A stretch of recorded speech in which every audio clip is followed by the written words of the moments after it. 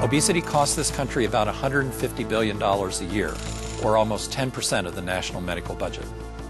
Approximately 1 in 3 adults and 1 in 6 children are obese. Obesity is epidemic in the United States and a major cause of death attributable to heart disease, cancer, and diabetes.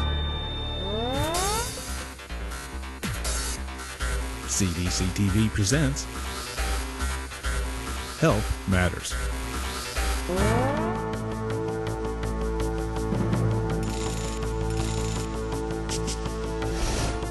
At its simplest, obesity results from people consuming more calories than their bodies burn.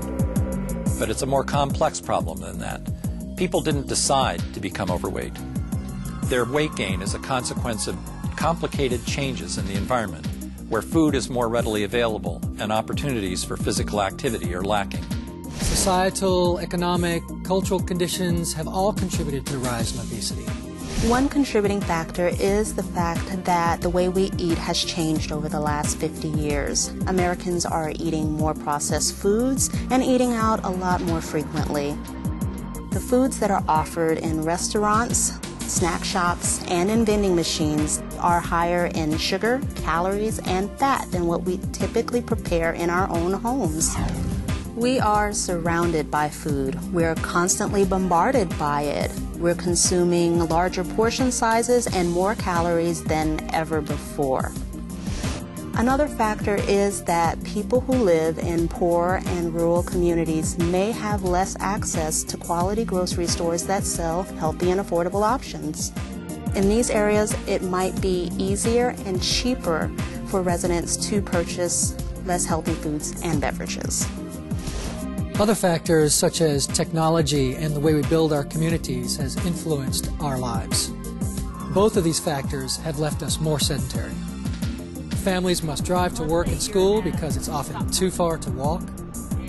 Many communities are built in ways that simply make it difficult or unsafe to be physically active.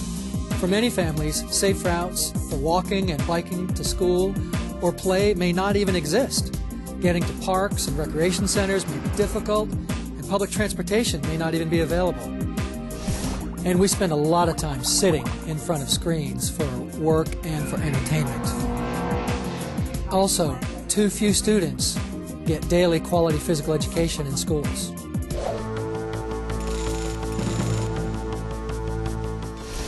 There is no single or simple solution to the obesity epidemic.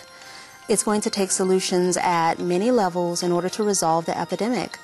What can each of us do as individuals to be healthier?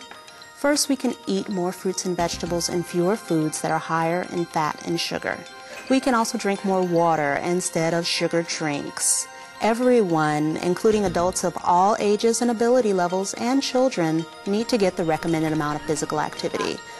Parents can listen to their pediatricians and restrict television viewing for their young children to less than 2 hours a day, and we cannot put televisions in our children's bedrooms. How can we work together as communities to resolve the obesity epidemic? Communities can expand access to fruits and vegetables through farmers markets programs like this one in Brownsville, Texas. The market was designed for the sole intent of reducing obesity rates and improving diabetes rates in our community. There's a wide range of people who come to the market from different walks of life.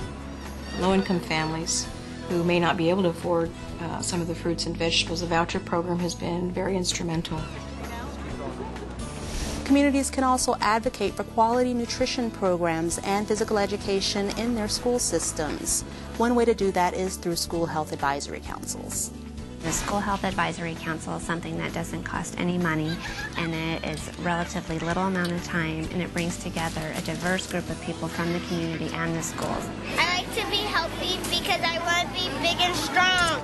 Because schools face so much pressure to try to do so many other things, the School Health Advisory Council is the perfect way for schools to achieve it. Local governments and communities can play an important role in developing environments that encourage and support active living. They can increase opportunities for physical activity by encouraging mixed-use development to allow for easy access to schools, businesses, parks, and grocery stores. They can implement traffic safety measures and crime prevention strategies. Building bike paths, sidewalks, and crosswalks will foster safe and easy access to more physical activity. States and local governments can provide incentives to existing markets to offer healthier food, and they can also provide incentives for new businesses to establish their supermarkets in low-income areas. The quality of the produce is much better, and of course it's least expensive than at the corner stores, and this is very helpful to the neighborhood, I think, to overall be a more healthier neighborhood. I had lived in Philadelphia all my life, and I had never was a market like this around here that we can walk to. That's a convenience, and on top of that, healthy foods. Employers can offer worksite health programs that offer a variety of options for their employees, such as this program in Austin, Texas.